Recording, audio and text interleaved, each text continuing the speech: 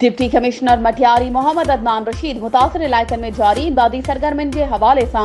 मरबूत हिकमत अमली जोड़ी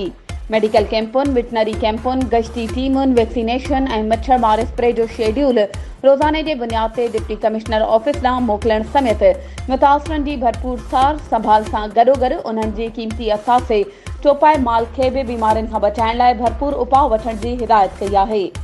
हुन पब्लिक हेल्थ खाते ऐं स्टाफ एडुकेशन जे ऑफिसरनि जी गैर हाज़िरी जो नोटिस वठंदे लाॻापियल सूबाई सेक्रेटरी खे लिखत में आगाही ॾियण जी बि हिदायत कई त जीअं उन्हनि ख़िलाफ़ कार्रवाई करे सघिजे।